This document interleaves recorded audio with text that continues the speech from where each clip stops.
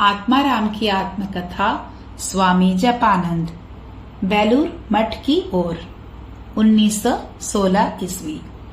फिर वही कलकत्ते की आखिरी गाड़ी 1914 ईस्वी में जिस समय लौटा था, आज भी उसी समय लौट रहा हूँ।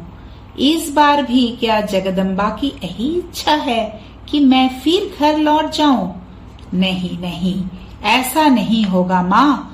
अब मैं लौटकर घर नहीं जाऊंगा। यदि मठ में महाराज लोग स्थान न दे तो पूजनीय बाबूराम महाराज की अनुमति लिए बिना गृह त्याग करने के कारण यदि वे लौट जाने को कहे तो उनका आदेश तो मैं अस्वीकार नहीं कर सकूंगा। फिर सोचा कि यदि उनकी आश्रय देने की इच्छा नहीं होगी तो श्री महाराज से प्रार्थना करूंगा।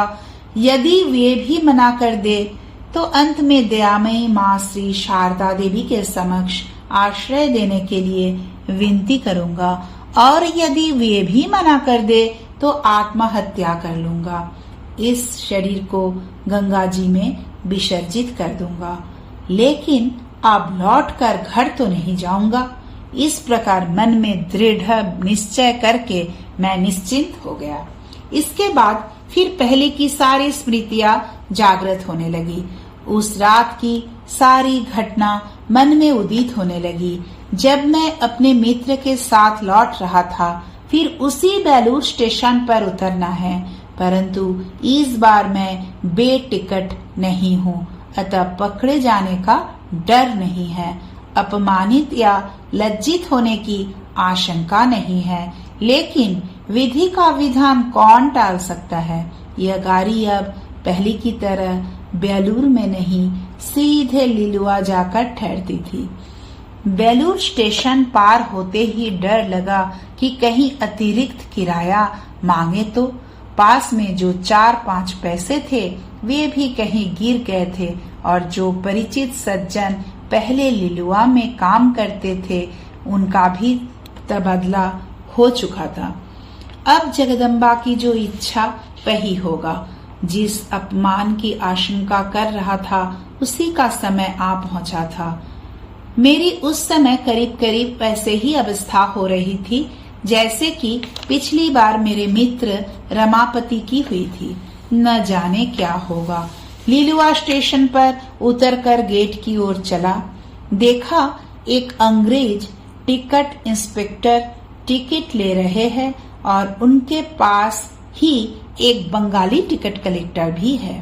मेरा टिकट देखते ही बोले, बाकी किराया दे दो, और मेरा टिकट बंगाली टिकट कलेक्टर के हाथ में देते हुए कहा, जाओ इनसे अतिरिक्त किराया ले लो। वे सज्जन मुझे कार्यालय में ले गए।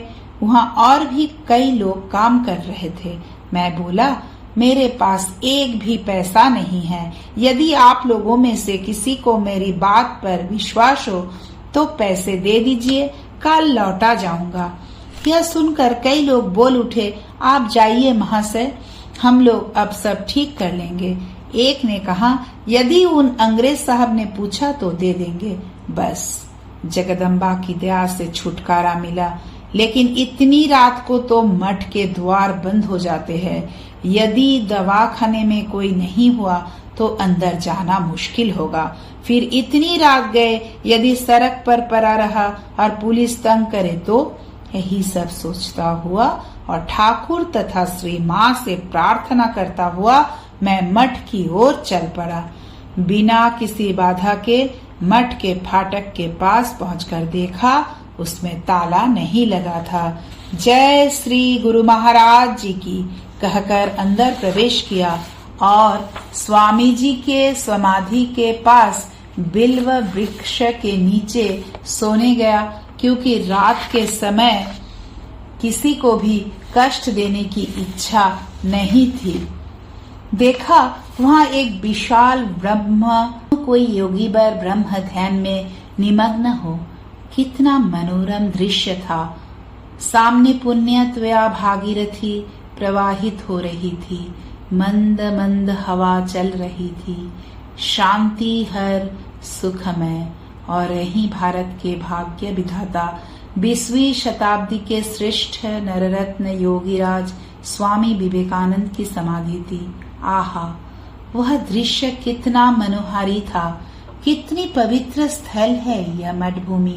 सौंदर्य के साथ साथ पवित्रता जुड़ जाने पर जिस अपूर्व परिवेश की सृष्टि होती है, यहाँ के साधु सन्यासी नित्य ही उसका उपभोग करते हैं, क्योंकि कोरा सौंदर्य हीन तथा कर्कश होता है। धन्य है ये लोग जिन्होंने श्री रामकृष्ण के आश्रय में आकर यहाँ स्थान पाया है। मैं भी क्या इन्हीं लोगों के समान यहाँ स्थान पाकर धन्य होऊंगा? भगवान क्या मुझे भी अपने आश्रय में रखेंगे?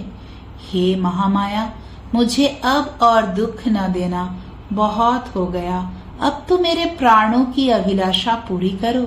काफी काल पूर्व से ही मैं पूरे मन प्राण से श्री रामकृष्ण की शरण ले चुका हूँ। अब आजीवन उन्हीं के श्री चरणों में रहने का अवसर प्रदान करो। संप्रदाय और भी अनेक है, मठ तथा आश्रम भी हजारों है, अच्छे तपस्वी योगी साधु भी अनेक है, परंतु माँ जिनके चरणों में सिर रख दिया है, उनके अतिरिक्त अन्य किसी का आश्रय लेने की इच्छा नहीं है। और यदि यह न पा सका तो यह निश्चित है कि गंगा जी में ही इस शरीर का विसर्जन अर्थात अंत कर दूंगा। वहां से लौटकर दवाखाने की एक बेंच पर लेटकर रात बिता दी। सुबह एक परिचित साधु से भेंट हुई जो रात को गेस्ट हाउस में सोए थे। मुझे देखकर चकित होकर बोले, क्या भाई, कब आए? यहाँ क्यों लेटे रहे? मुझे बुला लेते। मैंने कहा, एक तो मुझे मालूम न था कि आप वहाँ हैं, और दूसरे रात में किसी को कष्ट नहीं देना चाहता था। फिर दातुन करते हुए बोला, अब आप लोगों के पास ही रहूंगा, यही संकल्प करके आया हूँ। सुनकर वे बड़े खुश हुए और बोले, यह तो बड़े आनंद की बात है। स्नान आदि करने के बाद मंदिर में श्री ठाकुर का दर्शन करके जब मैंने पूछा कि पूज्य बाबूराम महाराज कहाँ हैं, तो पता चला कि वे मठ में नहीं हैं, कहीं बाहर गए हैं, संभवतः पूर्वी बंगाल। यह सोचकर चिंता हुई कि उन्हीं की आशा से आया था और वे ही नहीं हैं। खैर, अब जो होना है हो। मठ का अंतेवासी होकर रहने के लिए अनुमति लेने की आवश्यकता होती है। उन दिनों मठ की व्यवस्था पूज्य खोका महाराज स्वामी सुबधानंद जी देख रहे थे। मैंने उन्हें अपना उद्देश्य बताया। उन्होंने कलकत्ते जाकर पूजनीय महाराज स्वामी ब्रह्मानंद जी की अनुमति ले आने को कहा। महाराज उस समय बाग बाजार में बलराम बाबू के घर में विराजते थे। भोजन आदि करके एक जन से कुछ पैसे लेकर नाव में बराहनगर पहुंचा। वहां से पैदल पूजनीय महाराज के पास गया। उन्हें प्रणाम करते हुए वे बोले, अरे तूने कब से मुंडन कराकर यह वेश धारण किया है? मैंने संक्षेप में अपने मन की इच्छा बताई। वे थोड़े गंभीर हुए और कहा, बाबूराम महाराज को आने दे, उसके बाद विचार किया जाएगा। मैं बोला, महाराज तब तक तो मठ में रहने की अनुमति दीजिए। उन्होंने कहा, इसके लिए तू खोका महाराज से ही कह सकता था, तुझे तो सभी पहचानते हैं। मैं बोला, सभी पहचानते तो जरूर है, परंतु उन्होंने ही मुझे आपके पास अनुमति लेने भेजा है। महाराज, ठीक है, जा वहीं रह, परंतु बीच बीच में बगीचे का समाचार लेकर आते रहना। कुछ नए पौधे लगाए हैं, उनके बारे में पता लगाकर पौधों को देखना और बीच बीच में आकर मुझे खबर दे जाना। फिर बोले, चाय पीता हो तो तैयार हो रही है, पी कर जाना। चाय पीने के बाद आनंद से भरपूर होकर बेलूर मठ की ओर चल पड़ा। जय श्री गुरु महाराज जी की जय। महामाया की आश्रय मिल गया। अब भय की कोई बात नहीं। प्रभु ने जीवन के आदर्श पथ पर चलने का सुयोग दिया है। उनकी दया से मेरे हृदय की इच्छा पूरी होने की है।